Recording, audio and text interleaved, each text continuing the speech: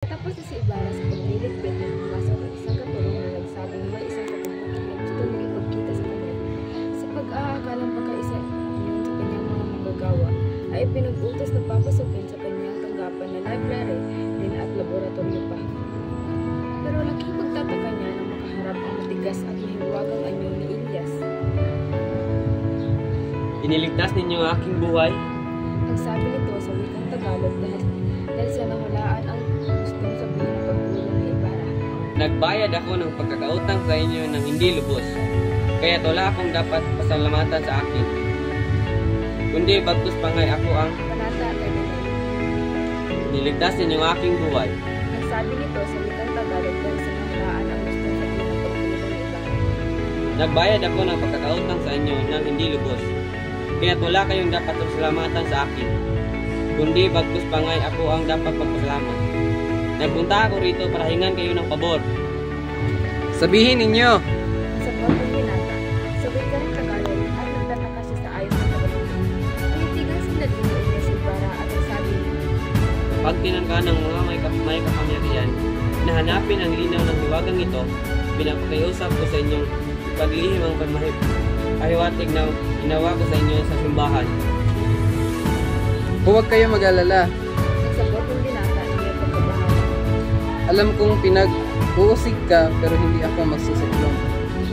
O hindi para sa akin, hindi para sa akin, May pagmamalaki mula sa agad ni Elias. para din sa inyo. Wala akong kinakatakot sa tao. Naglawa ang pagkakaya ng ating binata. Ang biglas ng pananalitaan na nagdating na iyo. Na naging kulto ay bago at hindi ang masakang Ano ba ang gusto niyong sabihin? ang mag-uusig sa nagdinaan sa tingin sa walong taong ito. Hindi ako nagsabi ng malabo. Inaalagata kung malinaw ang aking sinasabi para kayo makaligtas, ay mahalagang akalain ninyo ang mga kalaban na wala kayong alam. Nagpaoran si Ibarra. Ang aking mga kalaban? May kalaban ba ako? Lahat po tayo ay may kalaban. Mula sa pinakamaliit na kulisap hanggang sa tao. Kahit ang mga pinakamahihirap o maging ang pinakamayayaman at makapangyarihan, ang di pagkakasundo ay siyang batas ng buhay. Walang imig na napatingin si Ibarra kay Elias. Hindi kayo piloto, ni hindi taga-bukid. Ang gulong. May kalaban kayo sa itaas at sa ibaba. Patuloy ni Elias na hindi na puna ang mga salita ng binata. Nagbabala kayo ng isang malaking proyekto. May nakaraan kayo. Ang inyong ama, ang inyong nunoy, nagkaroon ng margali sapagkat sinunod nila ang udyok ng kanilang kalooban. At sa buhay na ito, hindi ang mga kriminal ang lalong namumuhian, kundi ang mga taong may malilinis na kalooban. Kilala ba ninyo ang aking mga kalaban? Hindi agad sumagot si Elias at nag-isip. Nakilala ko ang isa, ang namatay. Ang sagot. Kagabi nalaman ko may nagbabalak ng masama sa inyo dahil sa pagkikipag-usap niya sa isang hindi ko kilala na nawala sa dami ng tao. Ito'y hindi kakainin ng isda na tulad ng kanyang ama. Makikita ninyo bukas. Ang sabi. Nakabukaw sa aking loob ang mga masalitang ito, hindi lamang dahil sa kahulugan, kundi dahil sa taong nagsasalita ng ganoon, na di pa nagtatagal na humarap sa namamahala ng paggawa. Dahil lamang sa kagustuhan na makapanghala sa mga gawaing may kinalaman sa paglalagay ng bato. Hindi humingi ng malaking sweldo at ipinagyabang ang kanyang mga naabot. Ako'y wala lang sapat na dahilan para akalaing may masama siyang hangad. Pero may sumasalimsim sa aking loob na nagsabing totoo ang aking hinala. Kaya't pinili kong sabihin sa inyo sa tamang pagkakataon at sa malapit na sandali para wag ninyo akong matanong. Ang iba pang bagay ay nakita na ninyo. Matagalang tumigil sa pagsasalita si Elias, pero hindi pa rin nagsasalita ni Kaputok ni Ibarra. Nag-iisip siya ng malalim.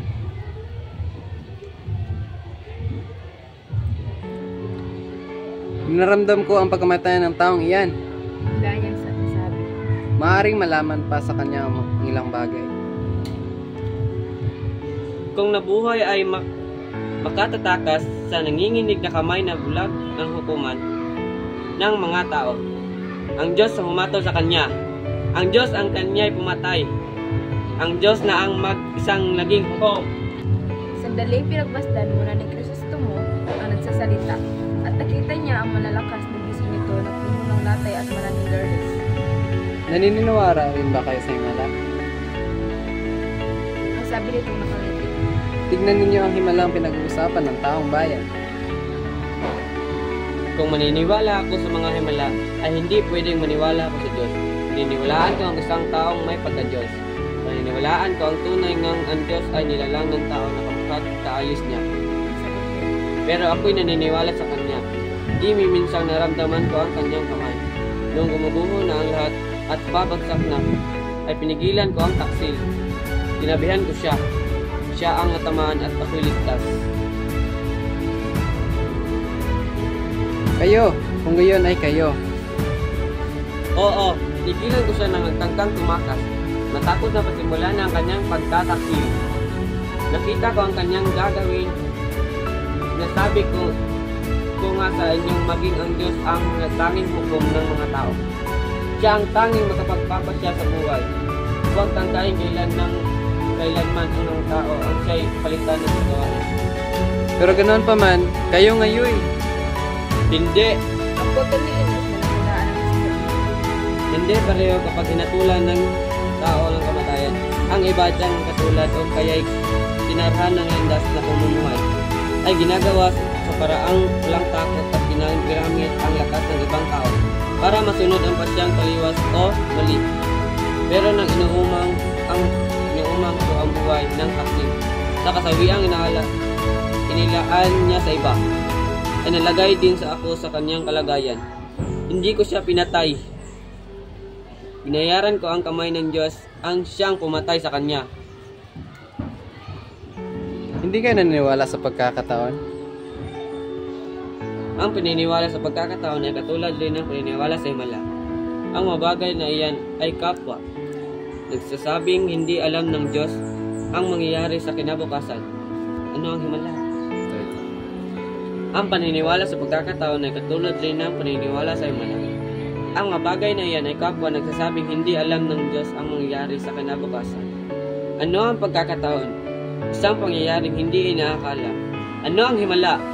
Isang pasalungat, isang pagkasira ng mga gawin ng kalikasan.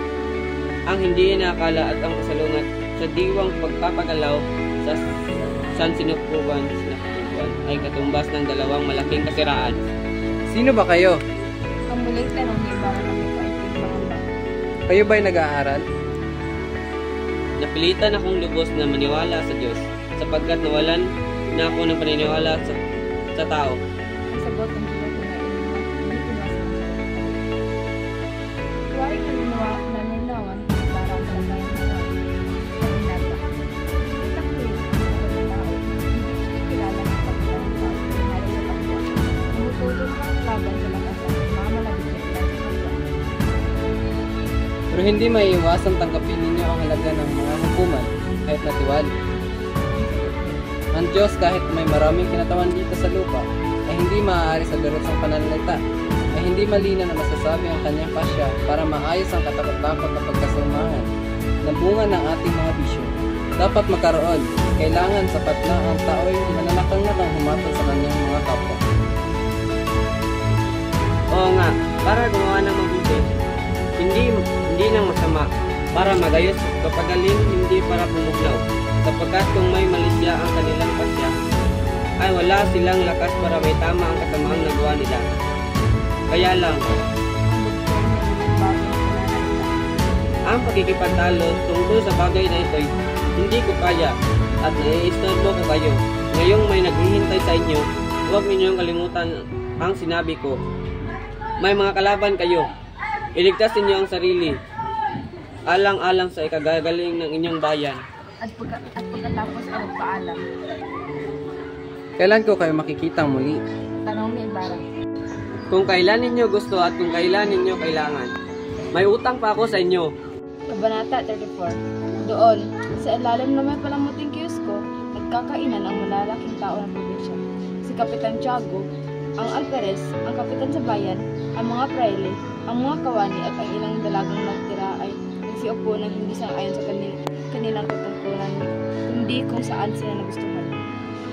Masaya ang kainan, pero sa kalagitnaan ng pagkain ay dumating ang isang kawani sa telegrafo na may dalang isang telegrama at hinahanap si Kapitan Tiago. Gaya ng mga asahan ay nagpupusit labi si Kapitan Tiago para basahin ang sulat. At gaya ng mga asahan ay pinakausap na kanya na sundin ang pagbasa. Ikinanot mo na ng ating kapitan ang kilay. Pagkatapos sa tumayo, ang maglang mukha, lumiwanag at ipakita bilang maitakilog ang bakil at nakatayo ay Mga Ginoo, ang sabing nabugulong ni Hanan. umayang ako darating ang niran at pagundakan ang aking tahanan. At nagtatakbong dala ang sulat at ang serbilita. Pero walang sobe-sondero na habol ng mga pagkakatanunan. Ang balita magpapasok ng mga tulisan na hindi makapagbibigay ng ganyang kaguluhan. Hintay kayo. Kailan daw darating? Ikwento nga ninyo sa amin ng buo. Ang general. Si Kapitan Tiago ay malayo na. Darating ang general at titira sa bahay ni Kapitan Tiago. Ang bulalas na ilan ay hindi na naisip na naroon ng anak ko siya. Mamanunggangan. Mabuti ang pagkakapili ng bahay. Pagkatingin ang mga praile, ang ibig sabihin ng tingin ay umaasa ang general na hindi tama. Inaalit tayo. Dapat sanang sa komunikasyon ganoon. Pero yamang ganoon ang iniisip na lahat ay hindi na sila umumay katulangan sa mga inaakala. Sinabi na sa akin kahapon ng bagay na iyan. Sabi ng alkalde. Pero hindi pa tiyak ang loob ng general. Alam po ba inyong kamalan, Ginoong Alkalde, kung gaano itatagal dito ni Kapitan General? Ang tanong ng alperes at na di mapalagay. Hindi ko matiyak. Mahilig ang general sa mga biglang pasya. Narito pa ang ibang kabalita. Ang mga pahatid kawad na iyon ay para sa alkalde, sa alperes at sa kapitan sa bayan na ang laman ay gaya rin ng sa una. Napupuna ng mga praile na ang kura ay walang tinatanggap kahit ano. Ang general ay darating sa ika-4 ng hapon. Mga Ginoo, Ang alkalde. maaari munang magkain tayo ng maayos. Si Leonidas nang nasa tunguna sa hindi nagabanggit ng nasa litang pagkasa noon. Ngayong gabi, maghahaponan tayo sa saro ni Plato. Pabalik sa dati ang usapan. Pansin ko na wala rito ang ating dakilang predikator. Sabi ng ngunti, may isang kawani na anyong mabait at hindi nagsasalita kundi ng makain na laro ng pinili.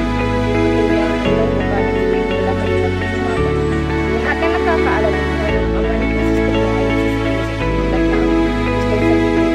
Ang taong ito, sa unang hakbang pa lang ay nagkatalisod na agad. Baka napagod. Papagod? Ang kilalaan ng Alperes. Patang-pata siguro at dunog ang katawan, sabi nga ng karunong kasabay nito. Naku, ang sermong iyon. Isang sermong dakila, mausap. Sabi ng Escrita.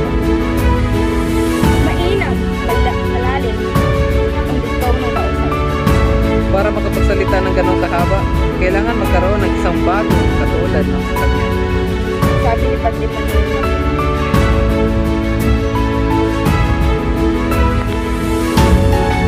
Yan ang dahil. Kailan tayo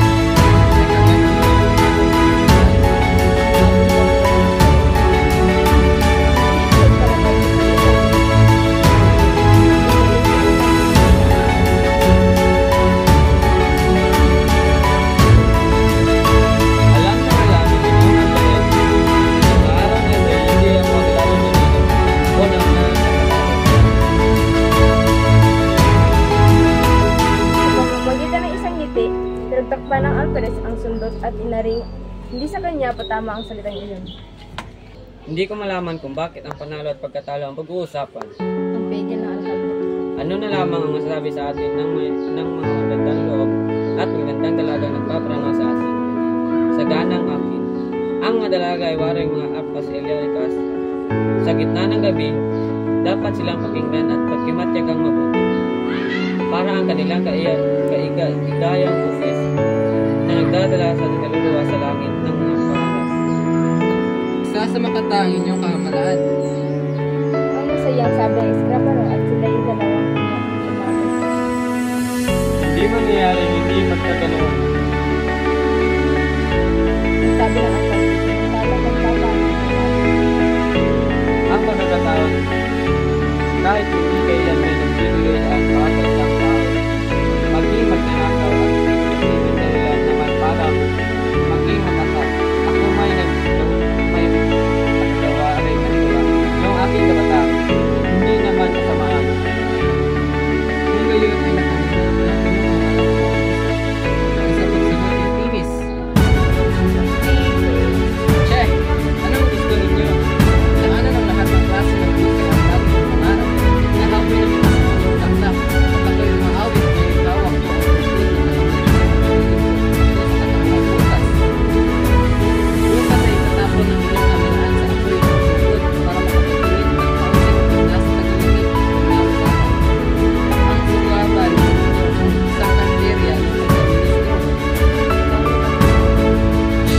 Siya nga, hindi. Ang magiging ministro ay hindi magandang wala. Kahit sinong nagsasabi ay pwedeng magiging.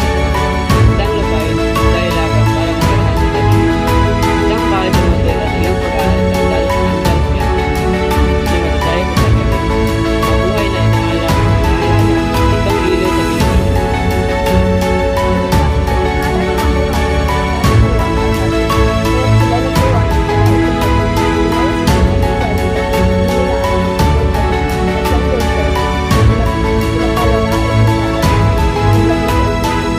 Alam iyon ni Patrick Salvi, kaya hindi tumawa at ipinagpalagay na lang na ang alkalde bumigkas siguro ng isang ilihiya o ng isang tungayaw.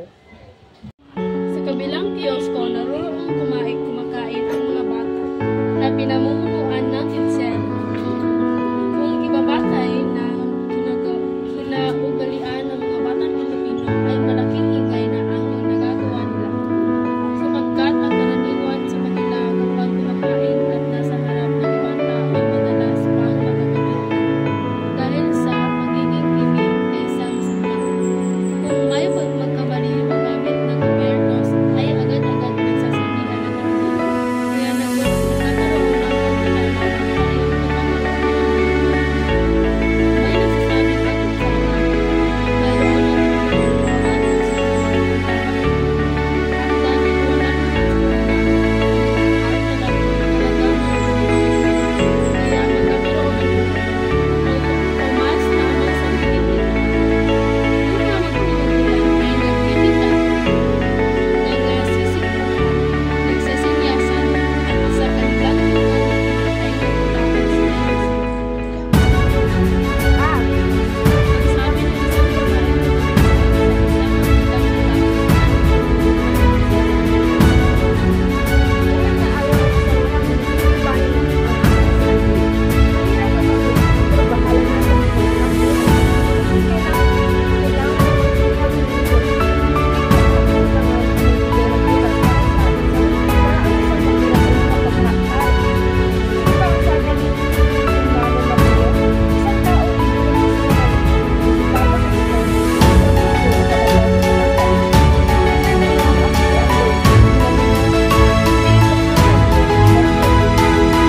Ang mabait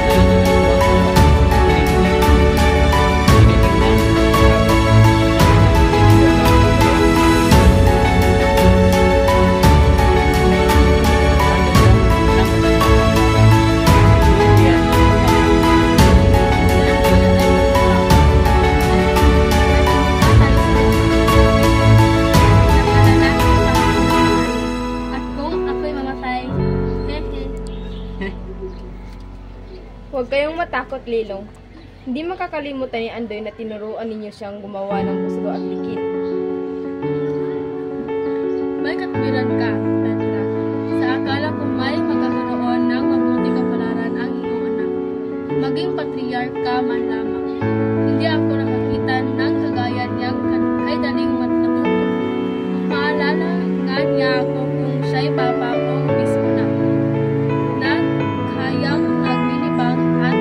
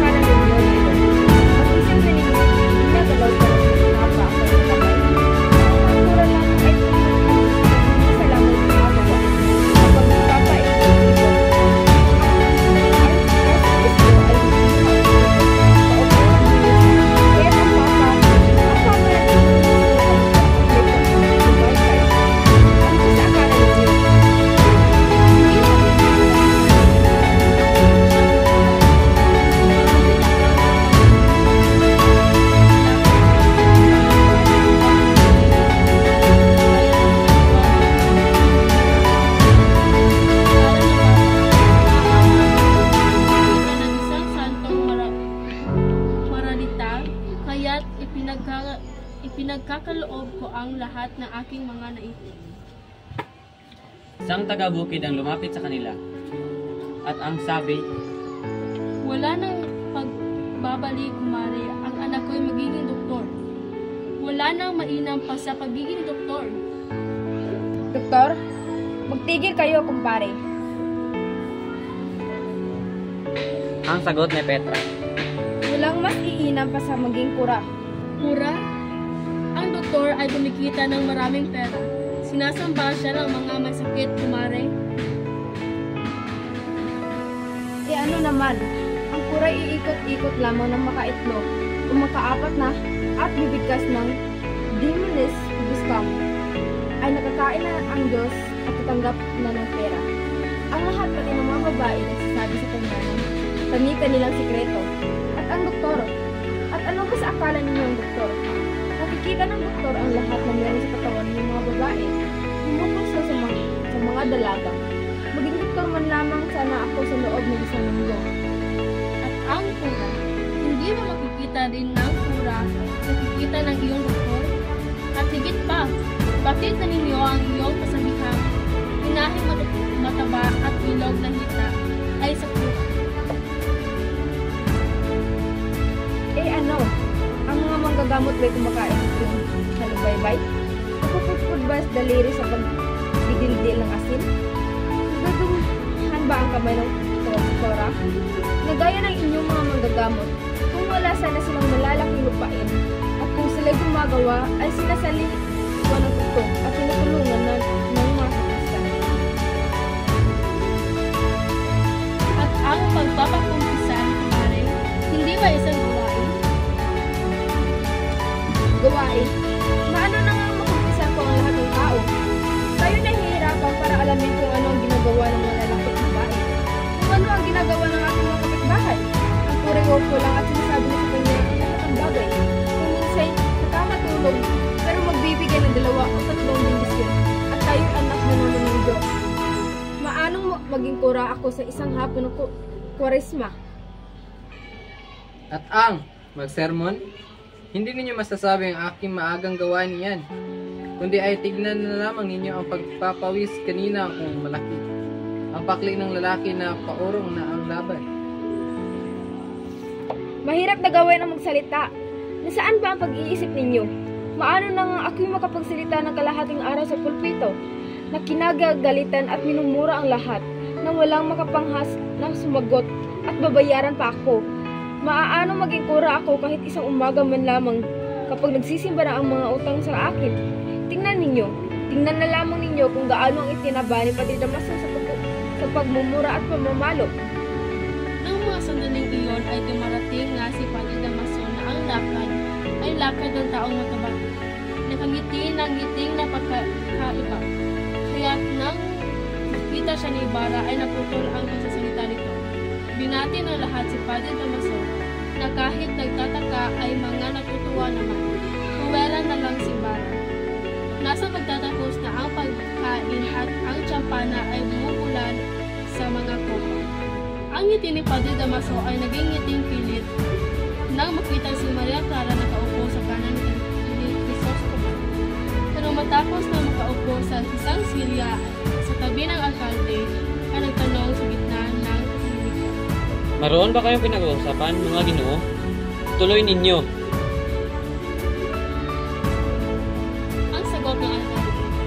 Ikinuwento ni Ginoong Ibarra ang lahat ng tumulong sa kanya sa paggawain at tinukoy ang arkitekto ng kayo ay Wala akong mga tutungkol sa akin sa kultura, Ang putol ni Padre Damaso. pero pinagtatawanan ko lamang ang mga arkitekto at ang mga hangal na nangyayaan sa kanila. Ayan, ako ang gumuhit ng plano sa simbahan niyan, at mabuting-mabuti ang pagkagagawa. Ganoon ang sabi sa akin ng isang alahera na tira minsan sa ubento. Para makagawa ng isang plano ay sapat na magkaroon ng 2 linggo. ganun pa man. Ang tugon ng alkalde nang mapansing hindi umimik si Ibarra. Kapag ang itatayo ang isang bagay, na gaya halimbawa ng eskwelahan ito, nangangailangan ng isang pereto. Ano bang pereto ni Perelas? Ang bulalas na pagputya ni Padre Damaso. Ang mga ngailangan ng isang perito ay isang perito.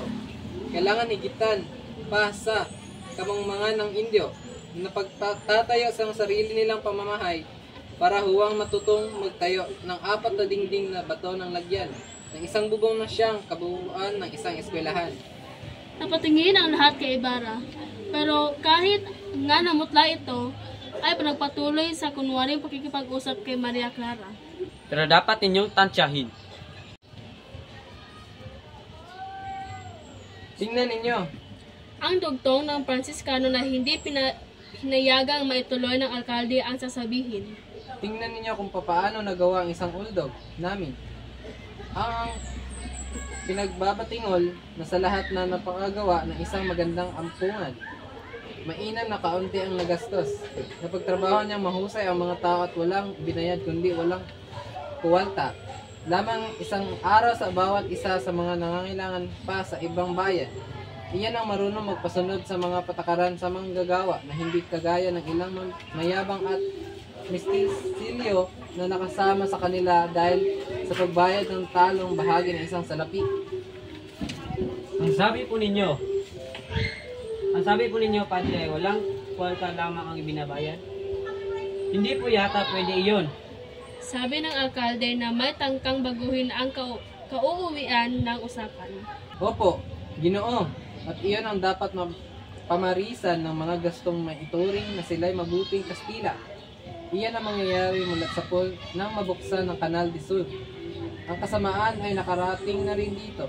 Noong araw, nang nakailangan pang lumigod ni Cabo, ay hindi nakararatong dito sa maraming masasama ni hindi rin nakapunta roon ang iba para sumama.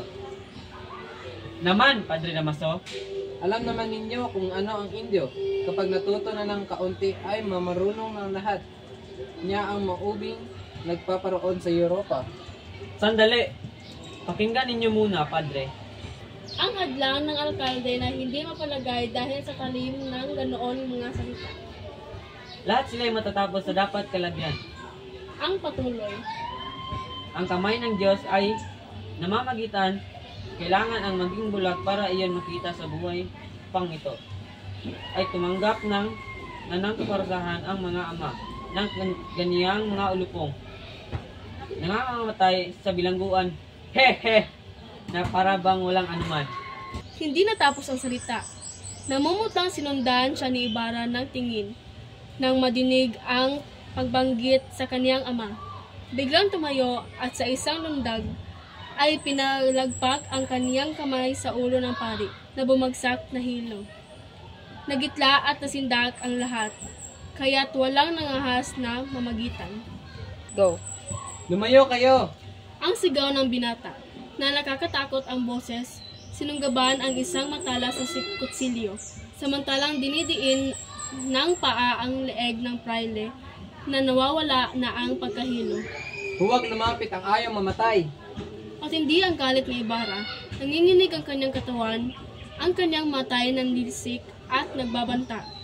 Nagpipilit tumayo si Padre Damaso pero sinunggaban siya ni Ibarra at sa batok at niyugyog hanggang sa mapaluhod at magsuklo. Ginoong Ibarra! Ang marahang sabi ng ilan. Pero ni isa man, pati ang alperes, ay hindi makapangas lumapit. Dahil sa nakita nila ang kislap ng kutsilyo at tinatansya nila ang tapang ng binata. Di sila makapagsalita. Kayo dyan! Kayo hindi nagsihuma. Ako naman ngayon, iniwasan ko siya. Ang Diyos ay siyang nagdala sa kanya sa akin. Humatol ang Diyos. Ang binata ay bahagya ng makahinga. Pero pigil din ang kamay niyang bakal ang Franciscano na hindi makapiglas. Ang tibok ng puso ko'y manatag. Hindi nanginginig ang kamay ko. At nang matignan ang kanyang paligid, Muna bago kong gawin ang gagawin ko.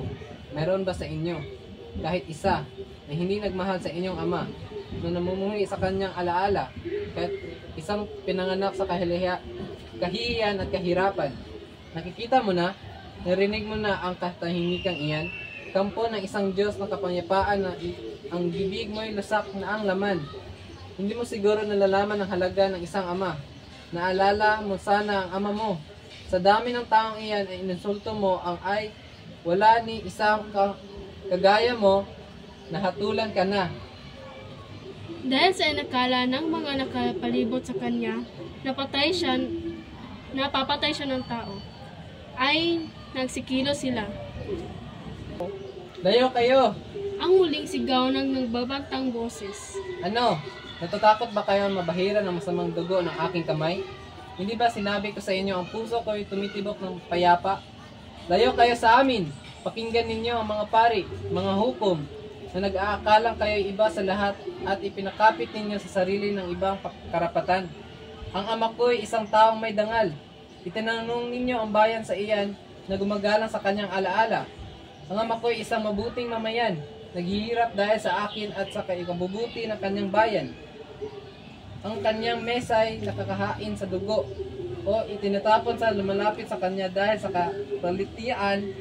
Mabuting Kristiyano, kailan may mabuting ugali at kailan may hindi nagigipit sa walang uwian na nagpalangoy sa hirap. Ito may pinagbuksan din ng pinto kanyang bahay, pinaupo sa kanyang mesa at tinatawag niya kaibigan. Anong igaganti? Anong pasalaan? Nito pinag-uusig, binigyan ng sandatang kabangmangan para lumaban ng aking ama. Ang sinangkalan ay ang banal niyang tangkulin, nilapastangan ng kanyang libingan. Siniraan ng ama kung patay na at pinag-usig hanggang sa pagpapahinga sa kanyang kamatayan. At hindi napasyahan sa lahat ng ito ay pinag-uusig ngayon ng anak. Nilagaan ko siya, iniwasan kong magharap kami. Naririnig ninyo siya kaninang umaga na sinalaula ang pagpulpito. Itinuro ako sa bulag ng budhing bayan at hindi ako kumibo. Ngayon nagpunta rito para awayin ako. Kahit kayo nagtataka na pagtimtimpi ako, pero muling inulit ang pag-inunsulto sa pinakamahalagang alaala sa aking anak. Kayo mga narito, mga pari, mga hukom, nakita ba ninyo ang inyong matatandang magulang na nanupuyat sa paghahanap buhay dahil sa inyo? Lumayo sa inyo dahil sa inyong kakabuti na namatay sa lungkot sa isang bilangguan. Hinahangad na kayo makayakap na maghanap ng isang nakakaaliw sa kanya, nag-iisa, may sakit, samantalang kayo nasa ibang bayan. Naririnig ba ninyong pagkatapos ng dungisan ang kanyang alaala? Natagpuan ba ninyong walang laman ang kanyang pantod ng tinangka ninyong nalalaman sa ibabaw nito? Hindi. Kayo nagsasalita kung gayon kinalala ninyo ang kasalanan nito. Naas niya ang bisig, pero isang binibini na simbilis tulad ng liwanag ang namagitan at sa tulong ng kaniyang mahihinang kamay ay pinigilan ang bisig na makahihiganti si Maria Clara. Siya'y tinitigan ni Ibarra ng isang tinging waring nagpapahayag ng kabaliwan. Dahan-dahang nagluwag ang pagkahigpit ng daliri ng kaniyang mga kamay at binayaang bumagsak ang katawan ng Fransiskano at ang kutsilyo. At matapos na matakpan ang mukha ay nagtatakbo sa gitna ng karamihan ng tao. Madaling kumalat sa bayan ang pangyayari. Nang unay walang naniniwala, pero dahil hindi talaga may tatago ang talagang nangyari, ang lahat ay napabulas sa paghanga. Ang bawat isa ay gumawa ng mga sariling palapalagay. Patay na si Padre Damaso. Sabi ng ilan, nang itinayo raon ay puno ng dugo at buong mukha ay hindi humihinga. Sumaya-payapa nawa, pero wala naman siyang ginawa kung di magbayad ng utang. Ang bulalas ng isang binata. Tignan ninyo, walang katapat ang ginawang kanilang umaga sa kumbento. Ang ginawa? Pinagbuhatan na naman ba ng kamay ang kadutor? Ano ang ginawa? Tignan natin, ikwento ninyo sa amin. Nakita ba ninyo kaninang umaga ang pag-alis ng isang mestisong Kastila na dumanaan sa sakristiya ng kasalukuyan nagsisermon? Oo. Nakita namin. Tiningnan siya ni Padre Damaso. Matapos ang sermon ay pinatawag at tinanong kung bakit umalis. Hindi pa ako marunong magtagalog. Padre, Ang sagot. at bakit nangunya at sinabi mo ang sermon ko'y gerero? At ang sigaw ng kaniya ni Padre Damaso ay binigyan ng isang sungkot. Ginantian iyon ng binata. Magsuntukan silang dalawa hanggang sa sila'y naawat. Kung sa akin nangyaring iyan, Ang mahinang bulong ng isang nag-aaral. hindi nagugustuhan ng ginawa ng Fransiskano. Ang sagot ng isa. Ang pananampalataya ay hindi dapat ipataw sa tao, na kagaya ng isang kaparusahan o isang pagsising sa pilitang ipapatupad. Pero halos gagalak ko ang pangyayari sapagkat kilala ko ang binatang iyan. Alam kong siya ay taga San Pedro Makati at siya ay mahusay managalog. Ngayon gusto masabing siya ay parang kagaling lang sa Russia at ikinararangal pa niya ang pagkukunwaring hindi alam ang wika ng kanyang mga magulang. Kung kayo ay nilalang, sila ang Diyos at sila'y nagsusuntukan. Ganoon pa may, dapat nating tutulan ang nangyari. Ang bulalas ng isa pang estudyante. Ang di pagkibo ay nangangahulugan ng pagsang-ayon at ang nangyari maaaring maulit sa kanino man sa atin. Nababalik tayo sa panahon ni Neron. Stop. Namamali ka! Ang tugon ng isa. Si Neron ay isang dakilang artista at si Padre Damaso ay napakasamang manlulumpati. Iba naman ang usap-usapan ng matatanda. Samantalang hinihintay ang pagdating ng Kapitan General sa isang munting bahay na nasa labas ng bayan. Sabi ng kapitan sa bayan, Hindi madaling masasabi kung sino ang nasa katwiran at kung sino ang wala. Ganoon pa man, kung sa Ginoong Ibarra ay nagkaroon lang ng kaunting pagtitimpi. Damaso ay nagkaroon ng katin ng laman ng pagtitimpati ni Ginoong Ibarra ay siguro gusto niyang sabihin. ang putol ni Don Filipo. Ang masama ay nakapalit at dapat ugaliin. Kung sa isa at ang bata ay ugaliin. Matanda at At walang kumilos ang sabi ninyo. Walang umawat kundi ang anak na dalaga ni Kapitang Tiago. Ang tanong ni Kapitang Martin. Ni alin sa mga prele, ni ang angkalde. Iyan ang lalong masama. Hindi ko gustong malagay sa kalagayan ang binata. Walang makapagpapatawad na kanya. Nang pangyayaring siya ay kinakatakutan, iyan ang lalong masama. Ganoon ang palagay ninyo? Ang masusing tanong ni Kapitan Basilio. hinihintay ko. Ang sabi ni Don Filipo na nakipagtitigan sa nagtanong. Na hindi sila pabayaan ng bayan. Hinihintay ko. Ang sabi ni Don Filipo na nakipagtitigan sa nagtanong. Na hindi siya pabayaan ng bayan. Dapat nilang alalahanin ang ginagawa ng kaniyang ama at ang ginagawa niya sa ganun. At sakaling ang babaya hindi nagsalita dahil takot siya sa kaniyang mga kaibigan. Pero mga Ginoo, Ang putol ng kapitan sa bayan. mga Ginoo, Ang putol ng kapitan sa bayan. ano ang magagawa natin? Ang magagawa ng bayan? Mangyayari, ang pride pa rin ang laging nasa katwiran. Laging nasa katwiran sapagkat laging natin silang asang-ayon. Ang sagot ni Don Filipo na medyo naiinis at dinidiin ang pagsasabi ng salitang lagi. Bigyan natin ng minsan ng katwiran ng ating sarili at saka tayo mag-usap. Ang kapitan ay nagkamot ng ulo, tumingin sa bubong at sumagot ng maasim ang boses. Ay, ang init ng dugo. Parang hindi pa ninyo alam kung nasaang bayan tayo. Hindi niyo kilala ang ating mga kababayan. Ang mga praile ay mayaman at magkakasama tayo'y watak-watak na at pobre. Siya nga, subukan ipagtanggol siya at makikita ninyo kung di kayo mapag-isa sa problema. Tulugo! Don Filipo na masama ang loob. Iyan ang mangyayari, samantalang ganyan ang pag-iisip. Samantalang ang takot ay pag-iipil ay magkaisa ng sa kahulugan. Pinahalagan ang isang kasamaan nangyari. Sandali kaysa kabutihan talaga. Kailangan. Agad-agad dito ang takot at hindi na ang pagtitiwala sa bawat isa.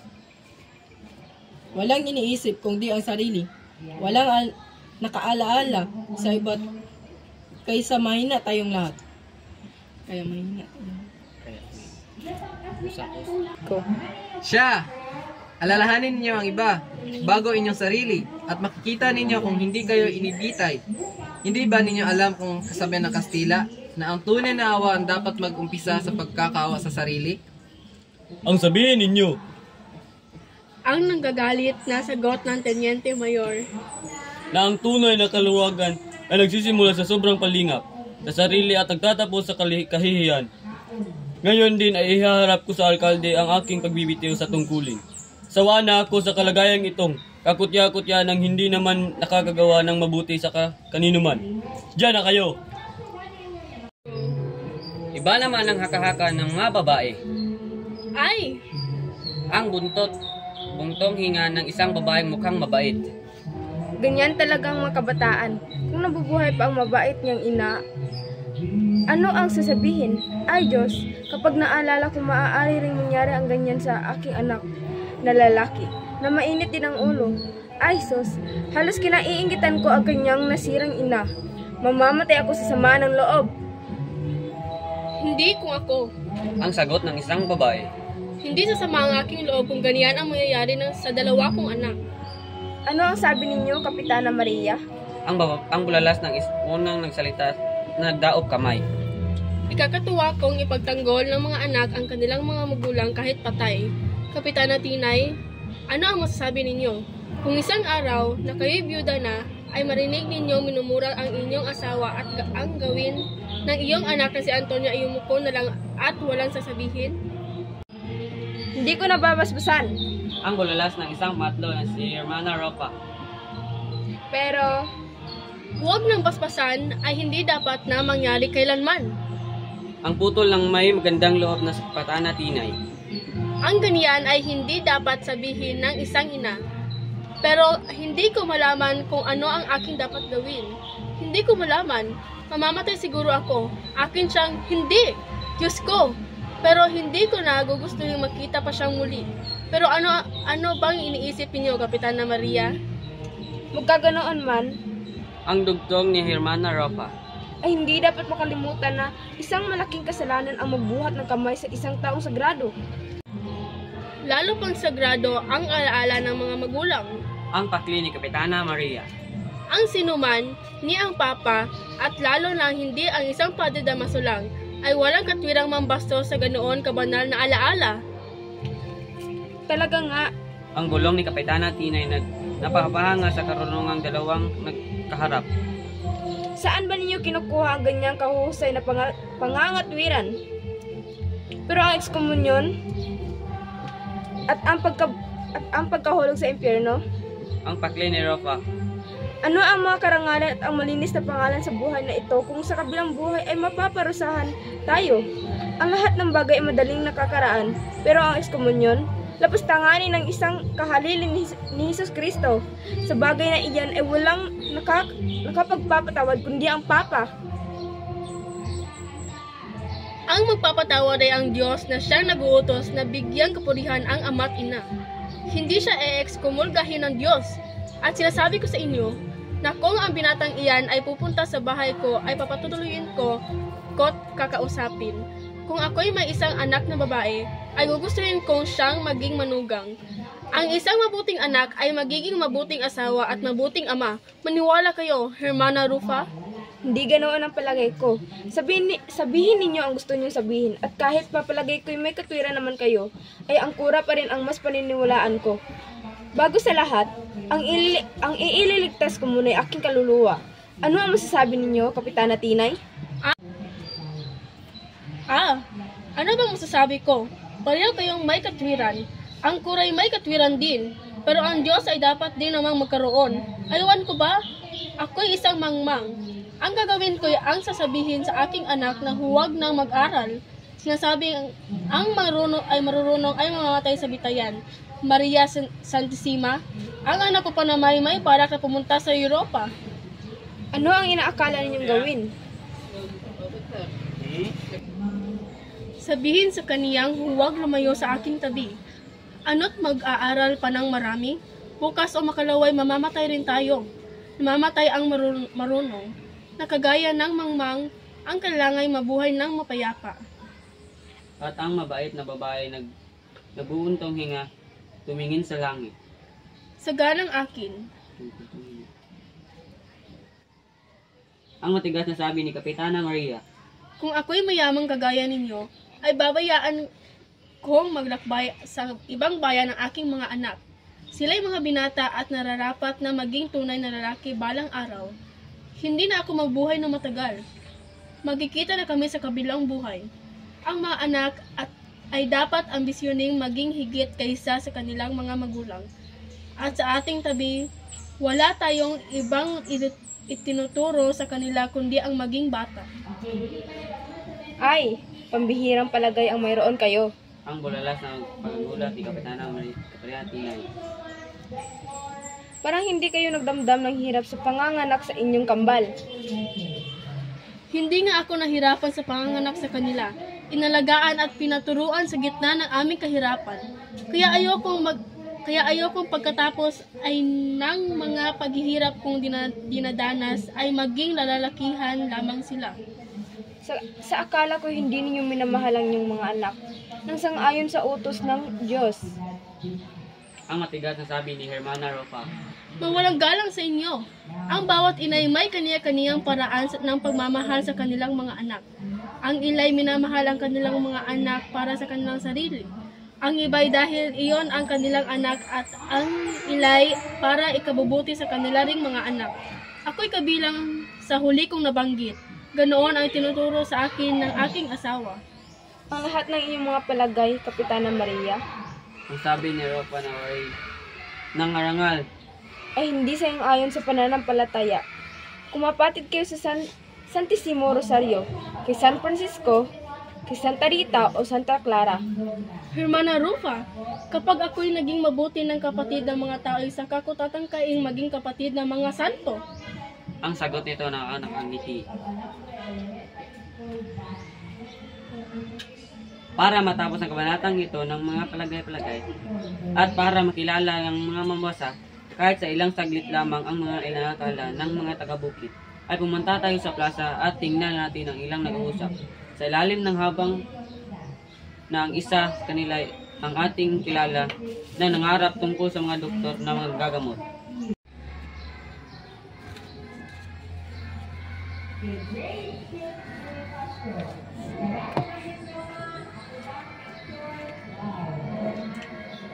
Ang lalo kong dinaramdam ay ang hindi na pagkakatuloy ng eskwelahan.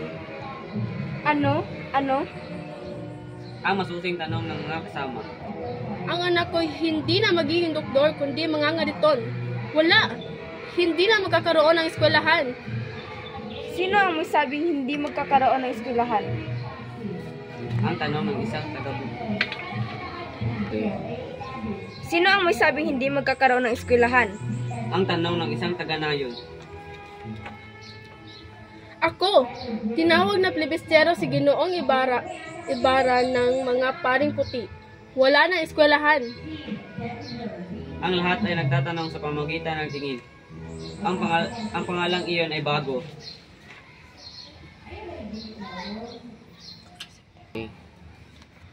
At masama ba ang pangalang iyan? Ang sa huli, napahangasang itanong ng may mahinang isip na taga-nayon. Ang pinakamasamang masasabi ng isang Kristiyano sa kapwa. Masama pa kasi tarantado at saragate? Kung iyan na nga lang ba, makailan na akong tinawag ng ganyan ay hindi man lang sumakit ang aking sikmura. Kung gayoy hindi na sasama pa kay sa Indio na sinabi ni ang Alperes sa babi. Kung gano'y hindi na sasama kay sa Indio na sinabi ng Alperes. Ang magkakaroon ng anak ng mga ngariton ay lalo pang napakanuot-noo. Ang gulong nangyari sa bahay ni Kapitan Tiago ay kagaya rin ng nangyari sa kalagayan ng bayan. Si Maria Clara ay walang ginawa kundi ang umiyak at hindi pakikinggan ang mga salitang pangpalubag-loob ng kaniyang ale at ni Andeng na kapatid niya sa suso. Ipinagbawal sa kanya ng ama na makipag-usap kay Ibarra samantalang hindi pa inaalis ang mga pari. Si Kapitan Tiago, na abalang-abala sa paghahanda sa kaniyang bahay para matanggap ng buong dangal ang Kapitan General, ay tinawag sa kumbento. Huwag kang umiyak, anak ko. Ang sabi ni Tia Isabel, samantalang pinapahira ng gamusa ang makikinang na mukha ng mga salamin. Aalisin sa kanya ang iskomunyon. Susulatan ang Santo Papa. Magbigay tayo ng isang malaking limos. Si Padre Damaso ay nawalan naman ng malay, hindi namatay. Huwag kang umiyak. Ang mahinang sabi ni Andeng. Pupuntahan ko para makausap mo. Bakit pa ginawa ang mga kumpisalan kundi para magkasala? Ang lahat ng bagay ay napapatawad. Sabihin lamang sa kura. Dumating din si Kapitan Tiago. Sa mukha niya binakas ng ating mga babae ang sagot sa maraming katanungan. Pero takot ang inilarawan ng mukha ni Kapitan Tiago. Pinagpapawisan ang kawaawang tao, hinaplos ang kanyang noo at hindi makapagsalita. Ano, Santiago? Ang takot na tanong ni Tia Isabel. Isang butong hininga ang sinagot niya habang pinahid ang isang patak na luha. Alang-alang sa Diyos ay magsalita ka. Ano ang nangyayari? Ang ikinatatakot ko. Ang mulalas na halos umiiyak. Wala nang lahat. Inuutos ni Padre Damaso na sirayan ko ang kasunduan kay Ibarra. At kung hindi pa ay mapaporsahan ako sa buhay na ito at pati ang kabilang sa buhay. Ganoon ang sinasabi sa akin ng lahat. Kahit na si Padre Saybayla, hindi ko siya dapat papasukin sa aking bahay at 50,000 ang utang ko sa kanya. Sinabi ko ang bagay na ito sa pari pero ayaw akong pakinggan. Alin ang gusto mong mawala sa iyo? Sabi nila sa akin 50,000 piso ang buhay mo ang ayaw kong kaluluwa. Ay San Antonio, kung nalalaman ko lamang. Si Maria Clara ay humihikbi. Huwag kang umiyak, anak ko. Ang kaputol na ito ang hinarap. Hindi ka kagaya ng ina mo na kailanman ay hindi umiiyak. Hindi umiiyak kundi naglilihi. Sinabi sa akin ni Padre Damaso na dumating na ang isang kamag-anak niyang galing sa Espanya at siyang tinatawag maging katipan mo. Tinakpan ni Maria Clara ang kaniyang mga tainga. Santiago, nauulol ka ba? Ang sigaw sa kanya ni Tia Isabel. Duldul mo ngayon pa naman sa kanya ang ibang katipan. Sa akala mo ba'y nagpapalit ng katipan ang iyong anak na gaya ng pagpapalit lamang ng baro? Iyan din nga ang iniisip ko. Isabel, si Ginoong Kristus Tumo ay mayaman. Ang mga Kastila ay nag-aasawa lamang dahil sa pera. Pero ano ang gusto mong gawin ko? Binalaan akong lalapatan ng iskomunyon. Sinasabing nanganganib ang aking kaluluwa at katawan. Ang katawan na dininig mo, ang katawan. Pero wala kang ginawa kundi ang saktan lang ang anak mo? Hindi ba kaibigan mo ang arsobispo? Bakit hindi mo sulatan? Ang arsobispo ay praile. Walang ginawa ang arsobispo kundi ang makinig lang sa sabi ng mga praile. Pero huwag kang umiyak. Maria, darating ang Kapitang General. Marahil ay gusto ka nitong makita at makita niya ang namumugto ang mga mata mo. Ay! Inaakala ko pa namang ng isang maliyag na hapon ay ang darating. Kundi hindi lamang dahil sa malaking kasawiang ito'y ako sana ang pinakamalagayang tao na ang lahat ay maiinggit sa akin. Huminahon ka, anak ko, lalo pa akong sawi kaysa iyo. Pero hindi ako umiyak. Maaari ka pang magkaroon ng mga mas mabuting mapapangasawa pero ako'y nawalan ng 50,000 piso. Ay, mahal na, Birhen, sa Antipolo. Kung gabayan nun lamang sana ako nakapalaran mamayang gabi. Gulong ng mga sasakyan, panakbuhan ng kabayo, tugtugan ng marka-reel, ang nagbabalita ng pagdating ng Kapitan General ng Sangkapulang Pilipinas. Si Maria Clara ay natakbong nagtago sa kanyang kwarto, kaawa-awang dalaga. Pinaglaruan ang iyong puso ng mga naggagaspang na kamay na di nakikilala ng iyong kahinaan. Si Maria Clara ay isang mabuti at mabait na Kristiyana at masuyuing anak. Hindi lamang kinatatakutan niya ang iskomunyon, ang utos at ang kapayapaang napapara ng kaniyang ama ay humihinging lunurin niya ang kaniyang pag-ibig. Dinaramdam niya ang buong tindi ang damdaming iyon na hindi pa niya napagdaanan. Iya'y naging isang ilog na malumanay na umaagos. Masasamyong bulaklak ang nakalatag sa kaniyang mga gilid at ang kaniyang ilalim ay mga pinong buhangin. Bagyan ng kulutin ng hangin ang kaniyang agos. Kung siya'y matatanaw ay aakalaing tulog. Pero biglang kumipot ang dinadaluyan, magagaspang na talampas ang humahadlang sa kaniyang kilos. Matatandang kahoy ang humaharang na naging sakda. Nang magkaganoon ang humaitaas ay mga bula. Hinampas ang mga talampas at tumalon sa kailaliman. Ay, ang kaawa-awang dalaga na hindi nakakilala sa ina ay nangahas na nagtiwala ng mga sakit na ito. Nagawa ng pag-ibig sa lupa sa malinis na pusong iyon na walang nakilala, hindi ang pag-ibig na anak at pag-ibig ina. Sa kanyang mga kalungkutan ay lumalapit siya sa rebulsong iyon ng babae na kinakasiyahan ng Diyos. Ang pinakamagandang himalalaan sa pinakamagandang nililalang na dyan sa maningning na likha ng Kristyanismo na may taglay sa sarili ng dalawang pinakamagandang kalagayan ng babae, maging birhen at ina na di kasama ng mga ganoong paghihirap sa kalagayan ng mga babae, maging birhen at ina na di kasama ng mga parokhaan na kaganoong kalagayan na tinatawag nating si Maria. Ina! Ang panaghoy niya. Kinuha siya ni Tia Isabel sa ginoong kalungkutan. Dumating ang ilang kaibigan at gusto siyang magkausap ni Kapitang General. Tia, sabihin ninyong may sakit ako. Ang pakiusap ng dalaga nagulat. Patutugtugin ako ng piano at pakakantahin. Ipinangako ng ama mo, ilalagay mo ba sa kahihiyan ang iyong ama? Tumayo si Maria Clara, tumingin sa kanyang ali. Pinipilit ang kanyang magagandang kamay at bumulong lang. Tumayo si Maria Clara, tumingin sa kanyang ali. Pinipilit ang kanyang magagandang kamay at bumulong nang. Oh, kung mayroon lamang akong... Pero hindi natapos ang salita at sinumalan ng pag-aayos. Nabihan ng ang lahat ng parol sa mga bintana ay may ilaw na, ay idinaos ang ikaapat na paglabas ng prosesyon sa kasabay na repeke ng mga kampana at ng kasamang mga paputok.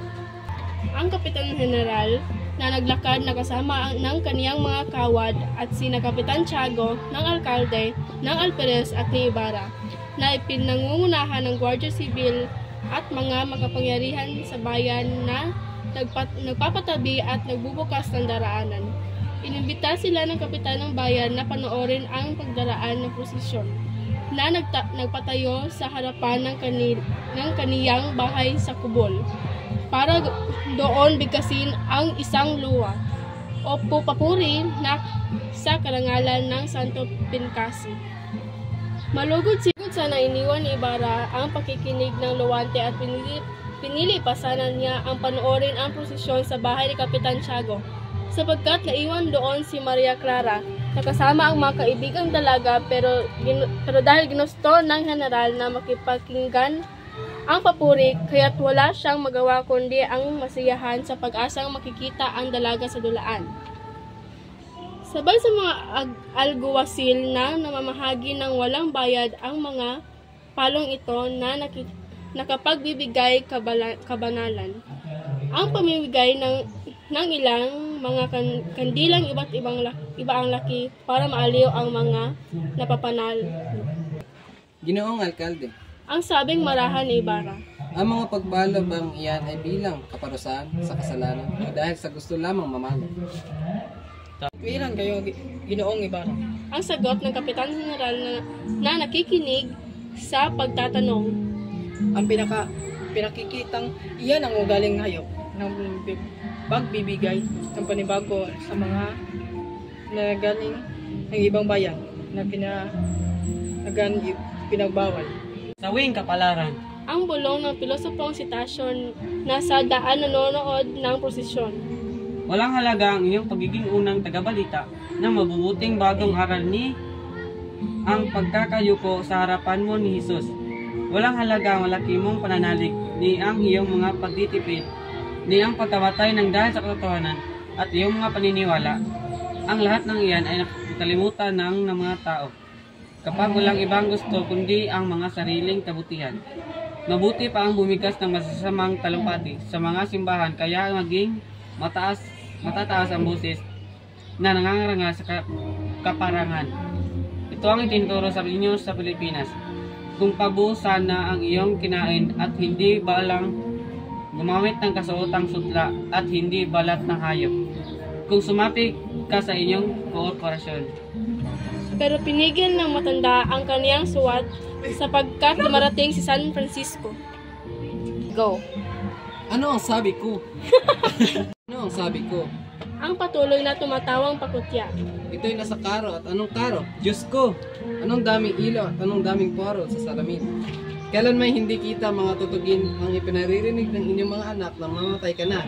Pero kagalang-galang at pakukumbabang tagapagtatag, kang muli kang mabubuhay ngayon. Wala kang makikita kundi mga naging mahalay sa Elias Cortona. At kung makilala ka ng inyong mga anak at ikukulong ka at malayang magaya ka sa nangyari kay Cesario Despair. Sumusunod sa musika ang estandarte na may larawan ng nasabi ring santo. Pero may 7 pakpak na dala ng mga Hermano Tercero na ang suot ay abitong ginggon at malakas na nagdarasal at sa paiyak ang boses. Hindi masabi kung bakit ang sumusunod doon ay si Santa Maria Magdalena. Magandang santa na may makapal na buhok, may panyong pinyang binordahan sa mga daliri. Puno ng mga singsing at ang damit ay sutlang, may hiyas na ginto. Mga ilaw at insiyenso ang nakapalibot sa kanya. Nakikitang nanganganinag sa kaniyang mga luhang kristal ang mga kulay ng Luces de Bengala na nagbibigay anyong mahiwaga sa prosesyon. Kaya't ang banal na makasalanang babae ay lumuluha ng kung minsan ay berde, kung minsay pula, kung minsay asul at iba pa. Hindi sinusuhan ng mga bayan ang mga ilaw na ito kundi kung dumaraan na si San Francisco.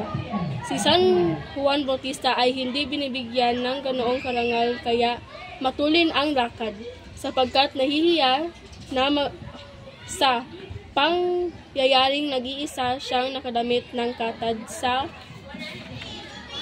gitna ng ganoon karaming tao puno ng ginto at mga maiinam na alahas. Nariyan ang mga santa. Ang sabi ng anak na babae ng kapitan sa bayan sa kanilang mga bisita. Ipinahiram ko sa kanya ang aking mga singsing para mapunta ako sa langit.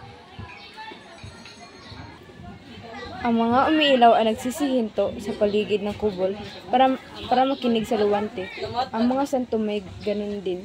Sila o mga may dala sa kanila ay gusto ring makarinig ng mga tula. Ang mga may pasan kay San Juan dahil sa pagkapagod sa paghihintay ay nagkaisang ilapag ang santo sa lupa at nagsiupo ng patingkayan. Baka magalit ang alguacil. Sabi ng isa. Sa Kristiya ay iniwan lamang iyan ang isang sulok na ina-agyo. At nang nasa lapag na si San Juan ay naging parang taong bayan na lang din ito. Si San Diego ay sumunod kay Magdalena kahit parang hindi niya kinatutuwa ang ganoon sapagkat malungkot din ang pagmumukha niya katulad rin ng kaninang umaga nang sumunod kay Francisco. Ang humihila sa kanya karo ay 6 na Hermana Tercera. Hindi sa isang pangako o pagkakasakit na di malaman kung ano, pero humihila sila ng buong puso. Si San Diego ay huminto sa harap ng kubol at hinintay na siyang matatiin. Ginoong Alcalde Mia. Ang sigaw ng isang tao, pero ang nilikhang iyon na kahanga-hanga ay nagsimula sa pagbigkas ng isang tula na kahanga-hanga ring kagaya niya at hindi namuhi sa ginawang paggaya sa kanya. Ano ba't itatala rito ang mga sinabi sa wikang Latin, Tagalog at Kastila na pawang tula ng kaawang-awang pinaghirap ng kapitan ng bayan? Nalasap na ng aming mga mambasa ang sermon ni Padre Damaso sa umaga at ayaw naming palugdan sila ng gayong karaming bagay na kahanga-hanga. Saka ang isa pa'y maaaring sumama ang loob sa amin ni Franciscano kung hinahanap siya ng isang kalaban at ang mga bagay na ito at hindi namin gusto sapagkat kami payapang tao. Pagdaan ng Birhen sa bahay ni Kapitan Tiago ay isang awit langit ang bumati na ang sinabi ang pangusap ng Arkahel, isang masarap na boses, mahimig, pasamo, paiyak na mawit ang Ave Maria ni Gunod na sinasabiwan ng piano na laging kasabay ng awit. Ang musika ng prosesyon ay napipi, ang dasalan ay tumigil at si Padre Salvi ay huminto. Ang musika ng prosesyon ay napipi, ang dasalan ay tumigil at si Padre Damaso ay huminto. Ang tinig ay nakapangingilabot at nakapagpapaiyak. Hindi isang bati lamang ang ibinigkas, kundi isang pagmamakaamo, isang hibik. Narinig ni Ibarra ang boses na iyon mula sa kinalalagyan bintana at ang sindak at kalungkutan ay dumalaw sa kanyang puso. Naramdaman niya ang dinaranas na pigatin ng kaluluwang iyon at ipinaghahayag sa isang awit. At nangangamba siyang itanong sa sarili ang dahilan ng sakit na iyon. Malungkot, nabubulay-bulay na natagpuan siya ni Kapitan General.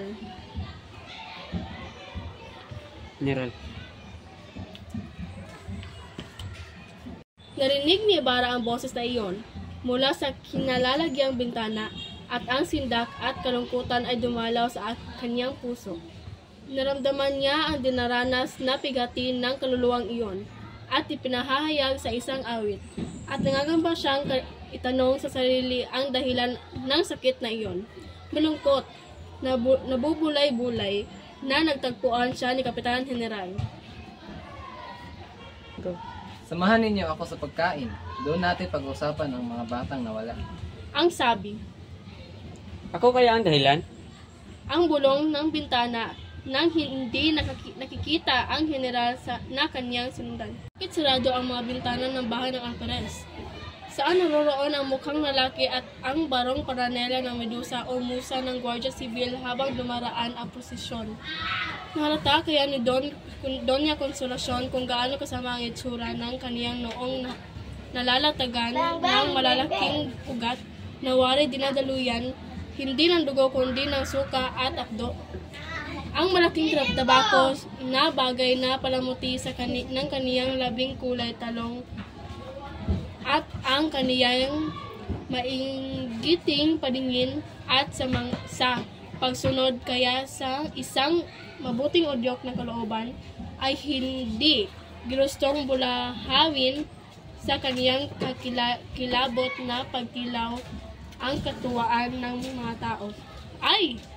Ang mabuting udyok ng kalooban ay wala na sa kanya noon pang kapanahunan tinatawag na Edad de Oro.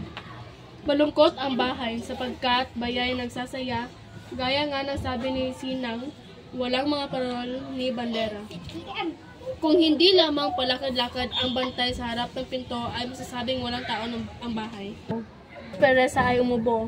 Hinudyatang umalis ang mga sundalo at matapos makuha ang pagkakasabit, ang pamalo ng kanyang asawa ay nasalita sa kilabot na boses na baliw. Vamos magkantar ikaw!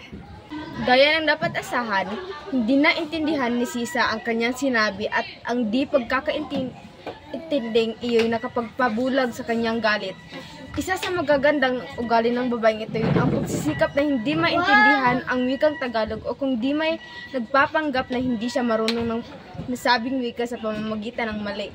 Sa gayon nagmamalaki siyang akala mo'y isang tunay na Orofea gaya ng lagi niyang isinasabi at mabuti nga ang kanyang ginawa sapagkat kung pinahihirapan man niya ang wikang Tagalog, mas lalo na ang wikang Kastila, hindi lamang dahil sa di pagkasunod sa gramatika, kundi sa pagbigkas man.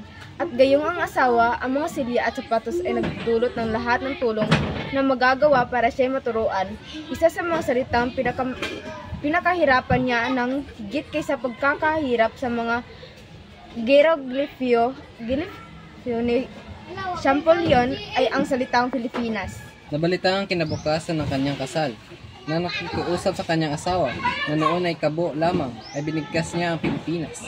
Inakala ng kabo na nararapat siyang pangaralan, kaya't sabay ng isang putos ay sinabi ng kanyang, Sabihin mong Pilipinas, huwag kang hayop. Hindi mo ba alam na gaano ang pangalan ng mong bayan dahil sa galing sa salitang Filipe? Ang babae naman na nangangarap na pulot at gata ng niyang pamumuhay ay sumunod at sinabing Pilipinas.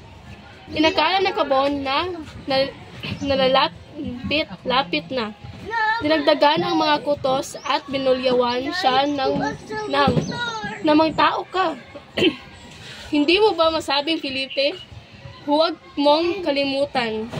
Alamin mong ang Haring Don Felipe, Quinto, sabihin mo ang Felipe at dagdagan mo ang na nasa wikang Latin ay kapuluan ng mga Indio ang kahulugan. At iyan ang kaparangalan ng iyong bayan. Si Konsolasyon na labandera lamang ng kapanahon iyon, matapos na madama ang pasa o ang mga pasa, ay nagsasalitang minumuhi.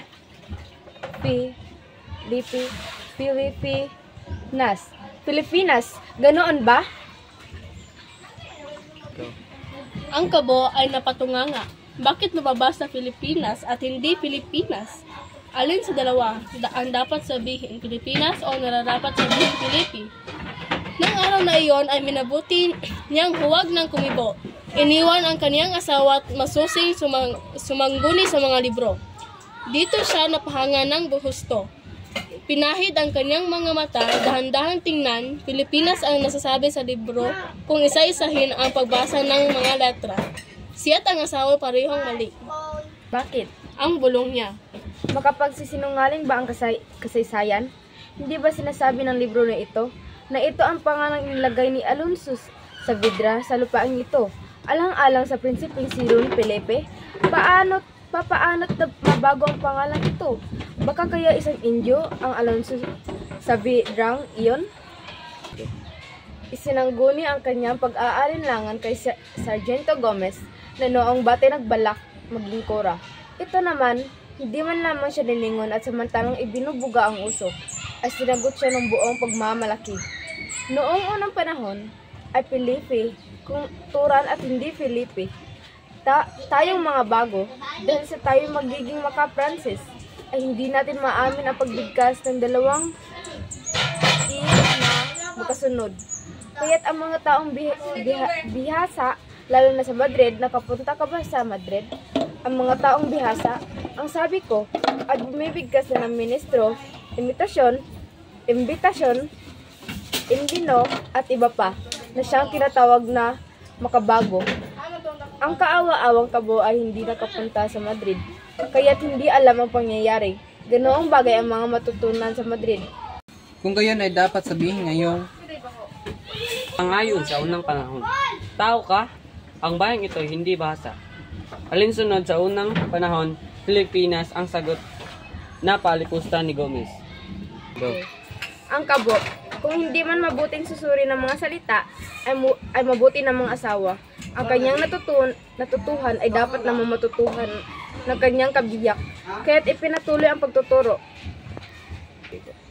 Konsula, papaano ang tawag mo sa mong bayan? Papaano pa? Gaya ng turo mo, Pilipinas? Hahagisan kita ng silya.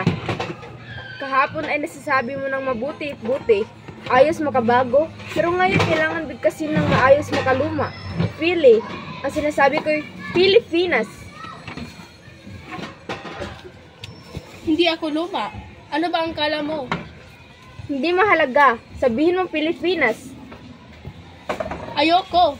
Hindi ako isang lumang kasangkapan. Bagyan na akong may 30 taon. Ang sagot. Samantalang naglilinis at humada sa paglaban. Sabihin mo, o hagisin kita ng silya. Nakita ni Konsolasyon ng amba. Nag-isip at dahan-dahang ibinigkas na ang hiningay sa buga ang Feli. Boom! Crack! Tinapos ng Silya ang salita at ang pagtuturoan ay nagtatapos sa suntukan at kalmutan. Sinunggaban ng kabo sa buhok ang babae. Sinunggaban naman ito ng lalaki, minusay sa labi at sa isa pang dako ng katawan. Napasigaw ang kabo, binitawan ng babae, humingi ng tawad. Dumanak ang dugo ng may isang matang pumala ng higit kaysa sa isang barong nagkagula-gulinit. Ang ilang bahagi ng katawan ay nalabas sa kinakatakuan pero sa Pilipinas ay hindi lumabas. Ang mga ginawang pangyayari ay nauulit kailanmat na pag-uusapan o tungkol sa pagsasalita. Sa pagkikita ng kubo, isinusulong ang babae ang pagbigkas ng mga salita ay malungkot na tinayang sa loob ng 10 taon. Ay wala nang mabibigkas sa anumang ang kanyang kabiyak. Gayon nga ang nangyari. Nang sila'y ikasal ay marunong pa ang Tagalog ang babae at malinaw pa akong magsasalita. Ngayon sa panahong isinusulat ng bahay na ito, ay wala na itong nasasalitang wika. Nahilig sa pagsasalita dinaan ng kumpas sa pinili pa ang mga pinagkamiingay at lubang matindi. Kaya't hinigitan pa ng di gaanong balupok. Asistente, sabihin mo rito sa wikang Tagalog na umawit. Hindi ako malinawan. Hindi marunong wikang Kastila.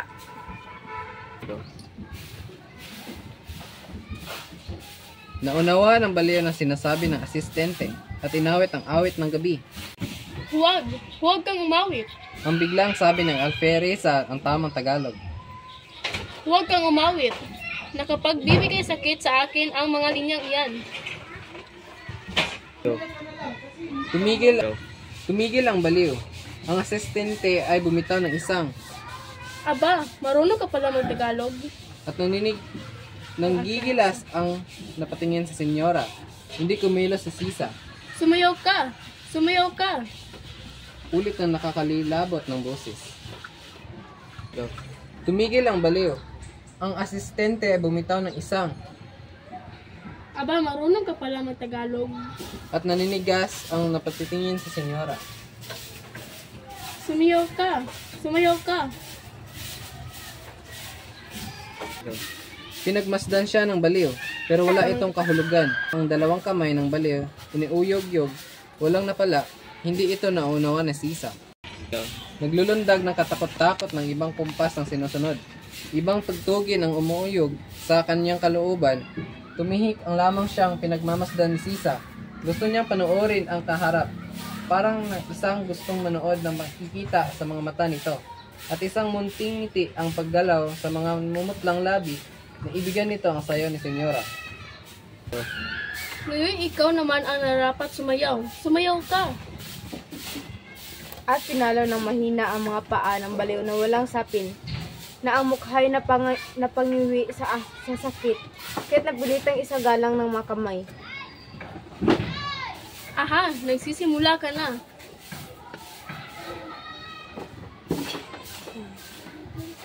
Ang bulalas na taglay ng ang isang kasiyahang hayop at ng palong linto-linto ay ginawang alegro vivas. Ang kahabag-habag na baliw ay napaingit at dahil sa sakit ay biglang itinaas ang paa. Sasayaw ka ba? India? Ang sabi ng senyora, sabay sa haging at haginit ng latigo. Si Sisa ay nagpatiokong ang mga kamay at inihaplos ng mga hita at minasdan ang pagpapahirap sa kanya ng matang gulilat.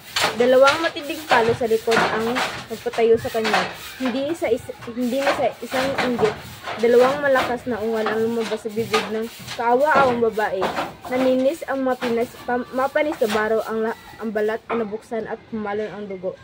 Ang pagkakakita ng dugo ay nagpapasigla sa tigre. Ang dugo na pinahihirapan ay nagpasigla kay Doña Consolacion. Sayaw! Sayaw! Walang hiya! Anak ng ko! Ang sigaw. Sasayaw ka o papatayin kita sa palo. At siya na rin, matapos upigilan ng isang kamay ng baliw, samantalang ang isa pang kamay at pinapalo ang naglulundag at nagsasayaw. Sa duloy na unawaan din ng baliw ang kanyang gusto at iginalaw ng walang utos na paggalaw ang mga bisig. Isang ngiting kasiyahang loob ang nagpakibot sa mga labi na nagtuturong ngiti ng isang Mephistopheles na babae na nagkaroon ng isang mabuting tinuturuan. Doon kahalo ang ngit, pag-aalipusta, pag-uyam at pangangagalit. Ang isang halakhak ay hindi na makapaglarawan na higit pa roon. At sa pagtigagal, sa panunood sa kanyang ginagawa ay hindi niya narinig ang pagdating ng kanyang asawa hanggang hindi binuksan ito ang pintong nag-umugong dahil sa tagyak. Maputla, mapanglaw na dumating Alperes. Nakita ang nangyayari doon at ipinandilatan ang kanyang asawa. Ito na may hindi kumilos sa kinalalagyan at na malaging nakangitingulang kangimingimi. Marahang ibinaba ng Alperes ang kamay sa balikat ng katangi-tanging mananayaw at pinatigil. Ang baliw ay huminga at dahan-dahang umupo sa sahig na may bahid na dugo niya. Humihinga ng malakas ang Alperes. Kinuha ng babae ang latigo at tinanong siyang mapanatag at madalang ng katahimikan. Humihinga ng malakas ang Alperes. Kinuha ng babae ang latigo at tinanong siyang mapanatag at madala ng Ano ang nangyari sa iyo? Hindi ka man lang nagbigay ng magandang gabi? Hindi sumagot ang Alperes at tinawag ang asistente.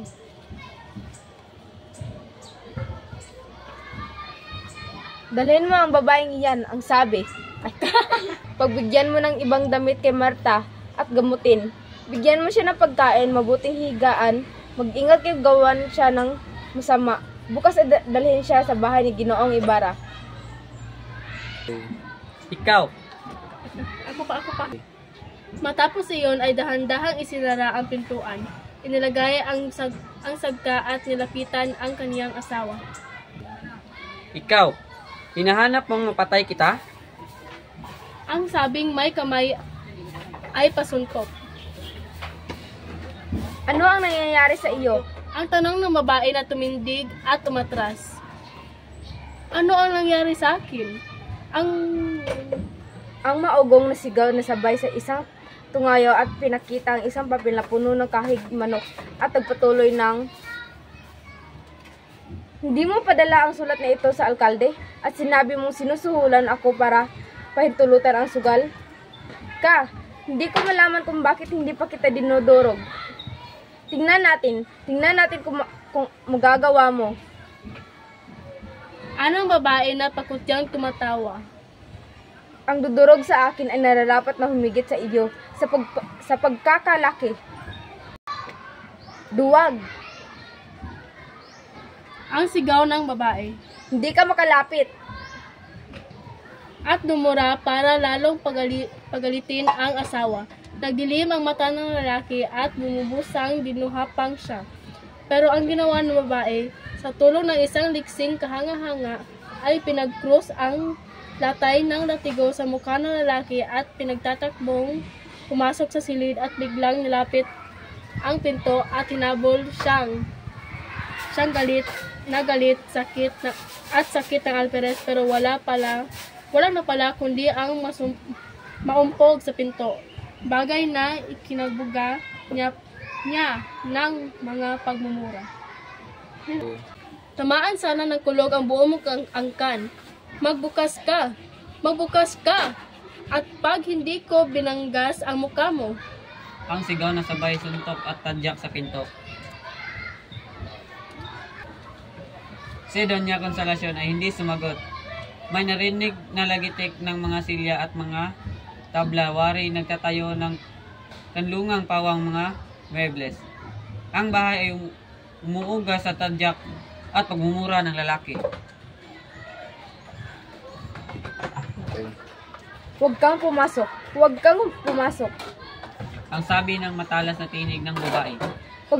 Pag sumungaw kay babarilin kita. Banata 37. Gusto kong makausap ang binatang iyan. Ginising niya ang kagustuhan ko. Ang sabi ng general sa isang kagawad. Ipasundo na po, aking general, pero may isang binata taga Maynila na nagpipilit pumasok dito. Pinagsabayan namin na iyong kamahalan ay walang panahon at hindi nagpunta rito para tumanggap ng may reklamo kung di tinignan ang bayan at ang prosesyon. Pero ang sagot ay laging may panahon. Kailanman. Nagagamit ng iyong kamahalan para gumawa ng nararapat. Ang general ay tumingin pahanga sa alkalde. Kung hindi ako nagkakamali, Ang sagot dito na yumukod ng bahagya. ay siya ang binatang nagkaroon ng isang di makapangunawa ni Padre Damaso dahil sa sermon. Isa pa! Gusto ba ng prailing iyan na galuhin ng lalawigan? O inakalang siya ang masusunod rito? Sabihin ninyo sa binatang iyan pumasok. Ang general ay galit na nagpabalik-balik sa magkabilang dulo ng kabahayan. Sa isang lugar, bago pumasok sa kabahayan, ay may ilang Kastila na kahalo ng mga sundalo ng hukbo at mga may kapangyarihan sa San Diego at mga mamamayan pagkat silang nag-uusap o nagtatalo. Naroon din ang lahat ang praile, puwera na lang kay Pare Damaso na mga gusto magsipasok para batiin ang general. Ipinapakiusap ko pa sa inyo ng marangal na kapitan, general. Masipaghintay lang sandali. Ang sabi ng kagawad sa mga pare. Tuloy kayo mga binata. Ang tagamay nilang iyon na nagkamaling tinawag ng Griego ang wikang Tagalog ay pumasok sa kabahayan na maputla, nanginginig. Nagtaka ang lahat, baka malaki ang galit ng general sapagkat nagawang paghihintayin ang mga praile. Ang sabi ni Padre Isabela. Ko'y walang anumang sasabihin sa kanya. Nag-aaksaya lang ako ng panahon dito. Gayon din ako. Ang dugtong ng isang Agustino. Halilang umalis. Hindi kaya lalong mabuti ang alamin muna natin kung ano ang kanyang naiisip. Ang dugtong ni Padre Salve. May iwasan natin ang isang gulo at may paalala natin sa kanya ang kanyang mga pagkakautang sa relihiyon. Nakapapasok po kayo kung gusto ninyo. Ang sabi sa mga praile ng kagawad na naghatid sa binatang hindi marunong ng wikang Griego na lumabas na ang mukhay kakakitaan ng kasiyahan. Padre Sibilia ang unang pumasok, kasunod si Padre Salve, si Padre Manuel Martin at ang iba pang pare. Pakumbabang nangagsiyukod sila liban na kay Padre Sibilia na ang pagyukod ay may pagmamataas. Kaiba si Padre Salve na halos nabaluktot ang baywang. Sino po sa inyo ang kagalang-galang si Padre Damaso? Ang biglang tanong ng general na hindi man lang sila inalok na maupo, ni hindi rin sila kinamusta at di sila binating ng may salitang may papuri, kagaya ng kinagawian ng mga ganoong katataas na tao. Si Padre Damaso ay wala sa grupo namin. Ang sagot ni Padre Sibilia na ganoon ang tigas ng pananalita. Naratay po ang lingkod ng inyong kamahalan. Ang pakumbabang dugtong ni Padre Salve. Matapos na magkaroon kami ng lugod na mabati kayo at mabatid ang inyong kalagayan, nagaya rin ang nararapat ugaliin ng sino mang kabuting lingkod ng hari at mga taong may mabuting pinag-aaralan. Ay napunta rin kami rito sa ngalan ng magalang na lingkod ng iyong kamahalan na inabot ng kasawian. O, Ang putol na kapitan hiniran na pinaikot sa isang paang silya at pinipilit ang ngiti. kung ang lahat ng lingkod ng aking kahamalaan ay kagaya ng kagalang-galang na si Padre Damaso, ay mas gusto ko pang ako ng sarili maglingkod sa aking kamahalaan. Napitigil ang mga pare at dahil sa mga nakatayo ay napatigil na rin pati sa pag-iisip dahil sa pabalang na sagot na ito. Magsiupo kayo. Ang dugtong matapos ang tumigil sandali at medyo pinalambot ang kaunti ang pagsasalita. Si Kapitan Tiago ay Magsiupo kayo. ang dugtong matapos ang tumigil sandali at medyo pinalambot ng kaunti ang pagsasalita. Si Kapitan Tiago ay naka-Amerikana at lumakad ng patinyakan. Akay sa kamay ni Maria Clara na urong sulong na pumasok at takot na takot. Ganun pa man ay nagawa pa rin yung mukod, nakalugod-lugod at magalang. Anak ba ninyo ang dalagang ito? Ang tanong na pahanga ng Kapitan General. Anak ba ninyo ang dalagang ito? Ang tanong na pahanga ng Kapitan General. At inyo pong kamahalan, aking general. Ang sagot na walang kapingas-pingas ni Kapitan Tiago. Nalaki ang mga mata ng kagawad at ang alkalde, pero inabot ng general ang kamay sa dalaga at malumanay na nagsabing, Mapalad ang mga magulang na may mga anak na dalagang katulad ninyo. Naibalita na kayo sa akin na pamagitan ng paggalang at paghanga. Ginusto kong makita kayo para kayong pasalamatan dahil sa mabuting gawang ipinakita ninyo sa araw na ito. Nalalaman ko lahat ng pagsulat ko sa pamahalaan ng hari ay hindi ko kakalimutan ng inyong mabuting ginawa. Samantala'y pinapahintulot ninyo sa akin na sa ngalan ng hari na kinakatawanan ko rito nasa kapayapaan at katahimikan ng kanyang matatapat na sakupan. At sa ngalan kong sarili, sa ngalan ng isang ama, ay may mga anak din kasing edad ninyo na kayo'y binigyan ng isang gantimpala. Ginoo! ang sagot na nanginginig ni Maria Clara. Nahulaan ng general ang gusto niya sabihin at sumagot. Mas mabuti nga ang kayo'y masiyahan na kasiyahan ng kalooban at pagmamahal ng inyong mga kababayan, bagay na dapat nga siya ang pinakamabuting gantimpala. At hindi na tayo dapat humiling na higit pa sa roon. Pero huwag ninyong ipakait sa akin samantalain ang isang magandang pagkakataon para ipakita na kung ang kapangyarihan ay marunong magparusa, ay marunong din namang magdulot ng gantimpala at hindi palaging bulag. Lahat ng salitang ang titig ay nakahilig ay binigkas sa isang paraang makahulugan at malakas. Si Ginoong Crisostomo Ibarra ay naghihintay ng utos ng kanyang kamahalan. Ang malakas na sabi ng isang kagawad. Kinilabutan si Maria Clara. Ang bulalas ng Kapitan General. Hayaan po ninyo sa akin, binibini, na pinahayag ang kagustuhan muli kayo makita bago ko lisahin ang bayang ito. Meron pa akong sasabihing mahalagang bagay sa inyo. Ginoong Alkalde, samahan ninyo ang pagpapasyal na gusto kong gawing palakad na walang ibang kaharap matapos pakiusap ko kay Ginoong Ibarra. Pinahintulot po sa amin ng inyong kamahalan na ipaalam sa inyo Ang sabing mapakumbaba ni Padre Salve. na si Ginoong Ibarra is kumulagado. Pinigil siya ng general na ang sabing, Ikanalulugod kong walang ibang ipadamdam kundi ang kalagayan lamang ni Padre Damaso, na ininasa akong tunay na galing ng lubusan, sapagkat ang isang paglalakbay sa Espanya, sa kanya edad dahil sa isang sakit na ay hindi masarap. Dapat ito'y sang-ayon sa kanya at samantalay ingatan po kayo ng Diyos. at isa-isa silang nag-alisan. At talagang sang-ayon nga sa kagustuhan niya. Ang bulong ni Padre Salve nang makalabas na. Tignan natin kung sino ang unang maglalakbay. Ang dugtong ng isang Franciscano. Tignan natin kung sino ang unang maglalakbay. Aalis ako ngayon din. Ang sabi ng mga Agustino. At kami pupunta sa aming probinsya. Ang sabi ng mga Agustino. Hindi matiis ng isa't isa na dahil sa kasalanan ng isang Franciscano ay tinanggap nila ng malamig na pagtanggap ng general. Sa bago pumasok sa bahay ay nakaharap nila si Ibarra ang may mga ilang oras lamang ang nagdadaan ay nagpakain sa kanila. Hindi sila nagbatian pero natagpuan ng tingin na may maraming kahulugan.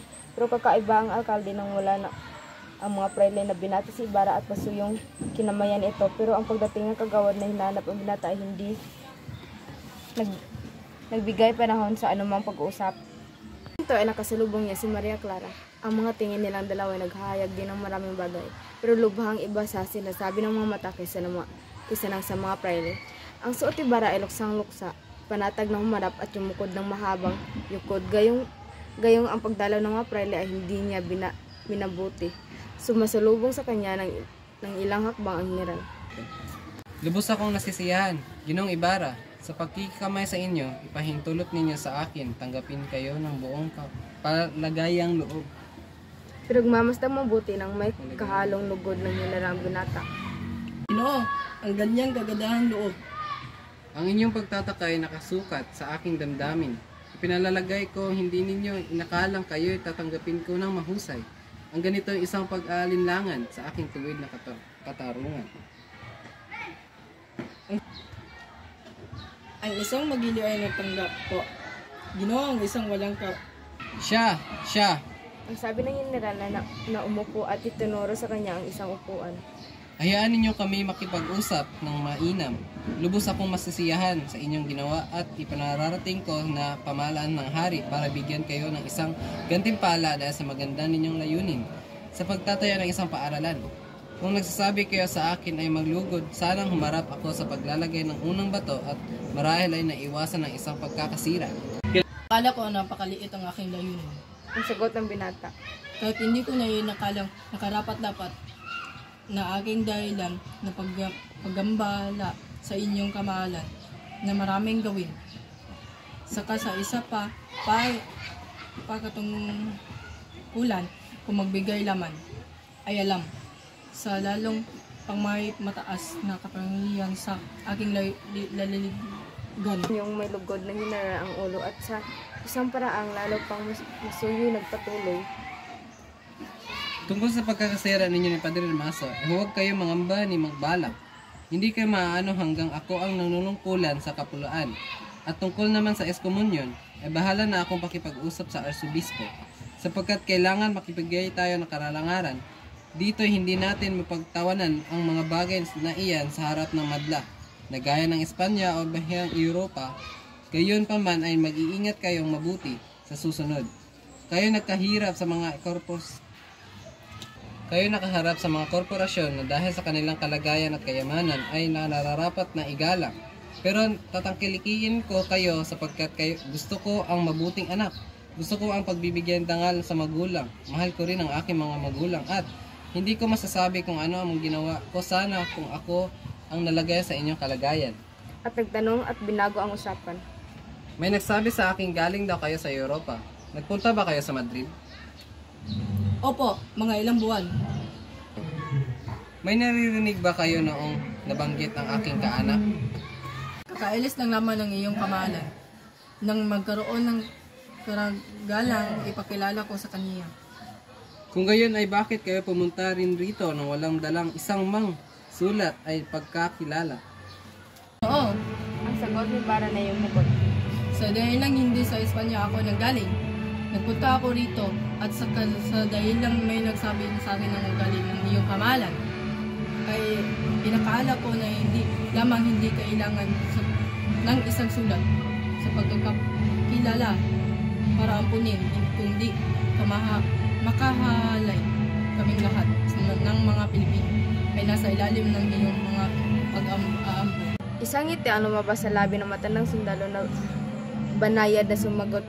Nawari sinusukat at itinitimbang ang kanyang mga salita. Nalulugod ko ang ganyang pag-aakala ninyo at ganyan ang nararapat. Gayon pa man dapat ninyong malaman kung ano-anong pasanin ang napapataw sa balikat namin sa Pilipinas. Dito kaming matandang sundalo ay siyang lahat kami ang gumanap sa lahat. Hari, Ministro, de Estado, de Guerra, de Gobernacion, de Fermento, de Gracia, Austria at iba pa. At ang mas masaya pa'y ang pangyayaring kailangan naming sumanggi sa bawat bagay na maluyong inang bayan na siyang magbibigay ng pasangayon o pagpapalawalang kabuluhan sa aming mga balak ng sangayon sa mga pangyayari.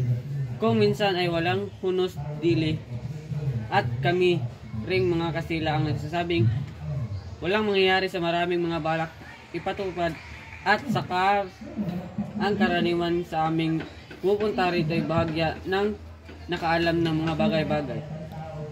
Sa bayang ito at aming iiwan kapag unti-unti nang nakikilala ito sa inyong maaari akong magtapat ay may sariling ministro na doon na ipinanganak at doon na rin lumaki. Doon na may pahayagan at pinahayag ng tapat at mga iniisip ng mga mamayaman. Kung doon ang tayagang ay isang himala ang pangyayaring dito, hindi magulo ang lahat ng bagay. Dahil sa wala ng mabuting bagay na yun, at may nabubuhay na at kumikilo sa gitna ng kadiliman, na siyang lalong malakas na kalaban, kaming mga namamahala ay hindi kulang sa mabuting hangarin. Pero malakas na kalaban kaming mga namamahala ay hindi kulang sa mabuting hangarin, pero napipilitan kaming gumamit ng mata at lakas ng iba na ang karamihan ay hindi namin kilala. Baka nga pinaglilingkuran ay ang kanilang sariling kapakanan at hindi kanilang bayan. Hindi namin ito kasalanan. Taliwas ito ng mga nangyayari sa kasalukuyan. Natutulungan kami ng mga praile ng kaunti sa pagpapalakad pero na sila sapat. Kayo'y gusto kong tingnan at inahangad kong huwag masira sa inyo ng kahit kaunti ang kakulangan ng kasalukuyan naming paraan. Sa pamahala, hindi ko magagawang bantayan ang lahat. Hindi rin naman naming paraan sa pamahala. Hindi ko magagawang bantayan ang lahat. Hindi naman mangyayaring dumulog sa akin ang lahat. Paano ko kayo mapaglilingkuran? Mayroon ba kayong hihilingin sa akin? Nag-isip si Ibarra. Ginoo, Ang sagot. ang pinakamalaki kong kagustuhan at kailangan ng aking bayan. Kailangan gusto ko na maging utang sa inang Espanya at sumikap at aking kababayan. Nang una ay umiling na bumanggit na magkaroon ng isang balak na may kaisang layunin na hinihingi ko na walang pagbibigay kundi ang pamahalaan na matapos na walang likat. Tigil na paggawa ng karapatan ng pagbago ng pagtakda. Tiningnan siya ng ilang sandali ng general ng tingin ginantihan si Ibarra ng tingin walang pag-aalinlangan. Kayo ang unang lalaki nag-usap sa bayang ito. Ang bulalas na inaabot sa kanya ang kamay. Ang inyong kamahalan ay walang nakita kundi ang mga naglalakad sa mga syudad. Hindi ninyo nakikita ang mga inalimurang kubo sa aming mga bayan? Nakakita sana ang inyong kamahalan ng mga tunay na lalaki kung sa pagiging lalaki ay sapat na ang magkaroon ng isang mabuting puso at pag-uugaling walang maimbabaw na kilos. Ang general ay tumayo at naglakad sa magkabilang dulo ng kabahayan. Ang isang magilo ay natanggap po. Ginoo, sa isang walang kabuluhan na sasakop ng hari tulad ko, ay isang tuwid na katawiran kundi sa pagkakawang gawa. Ginong Ibarra, Ang bulalas nito na biglang huminto. Tumayo ang binata. malamang na aalis ako sa loob ng isang buwan. Ang inyong panapag-aralan at ang inyong mga pakuro-kuro ay hindi bagay sa bayang ito. Ipagbili ninyo ang lahat ng ari-arian, magbalot kayo ng damit at sumama kayo sa akin sa Europa. Ang klemado ay siya lalo mabuti sa inyo. Dadalhin ko po. Samantalang ako'y buhay, ang kagandahang loob ng inyong kabutihan. Ang sagot ni Ibarra na nababag ang loob. Pero dapat akong mabuhay sa lupaing sinilangan ng aking mga magulang. Kinamatayan ang inyong sabihin at siyang lalong malapit. Maniwala kayo sa akin, siguro malaki ang pagkakilala ko sa inyong bayan kaysa sa pagkakilala ninyo. Ngayon ko naalala. Ang bulalas na nagbago ng salita.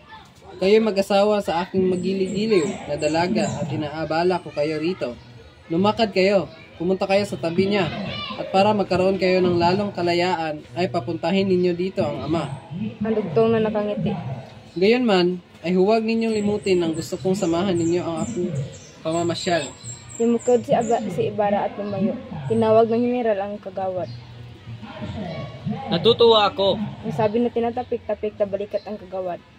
Ngayon ko lamang nakita ko papaano't maaring sabay sa pagiging mabuting Kastila ay maging mabuting Pilipino at tumibig sa kanyang bayan. Naipakilala ko rin sa mga reverensya na hindi kami lahat laruan. Nila ang binatang iyan ang nagbigay sa akin ng daan at di malalot nagtutuos na kami ng mga parile. Sayang na ang mga binatang iyan. Bukas o makalawa. Pero ipakitawag mo sa akin ang alkalde. Ito'y humarap agad. Ginoong Alkalde, Ang sabi rito nang ito'y pumasok. para maiwasan maulit pa ang mga pangyayari kagaya ng namulas ng inyong kamahalan kaninang tanghali. Mga pangyayari kinalulungkot ko sapagkat makakasira sa karangalan ng pamahalan at ang lahat ng Kastila ay nihahabilin ko mahigpit sa inyong Ginoong Ibarra, hindi lamang para makalooban siya ng lahat ng kailangan sa ikatutuloy ng kanyang magandang balak, kundi para maiwasan din sa hinaharap na siya ay galuhin. Maging anuman ang kalagayan nito at maging sa ano ang madahilan. Naramdaman ng alkalde ang suwat at yumukod para itago ang kanyang pagkataranta.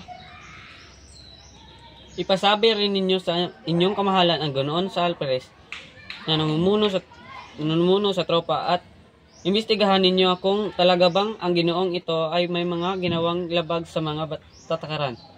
Hindi isang sumbong ang naririnig ko tungkol sa bagay nito. Si Kapitan Tiago ay humarap na matigas at unat na unat. Yep. Ginoong Santiago, Ang sabi sa kanya na ang general na malugod ang pagsasalita. hindi pa magtatagal ay bibigyan ko kayo ng maligayang bati. Dahil sa kapalaran, pagkakaroon ng isang anak na gaya ng Binibining de los Santos. Ngayon binabati ko kayo dahil sa inyong magiging manugang. Ang pagkikabait na anak na babae sadyang bagay na pinakamabuting mamayang lalaki sa Pilipinas. Maaari bang malaman kung kailan ang pakasal? Senyor, Ang mahinang sabi ni Kapitan Tiago at pinahid ang pawis na tumutulo sa kanyang noo. May pagpapalagay ko wala pang pinakakasundo ang anuman. Kung kakulang sa padrino, ay lubos kong ikalulungkot ang maging isa sa mag-anak para mapawi lamang ang di kasyang loob na iniwan sa akin ng mga kasal na pinaduruhan ko hanggang sa sandaling ito. Ang dugtong na ang tinutukoy ay ang alkalde. opo. Ang sagot ni Kapitan Tiago na sa pamamagitan ng isang nakaawang ngiti. Halos patakbong hinanap si Ibarra si Maria Clara. Maraming bagay siyang sasabihin at ikikwento sa kanya. Nakarinig siya ng masasayang boses sa isa sa mga kwarto at marahan siyang pumatok sa pinto.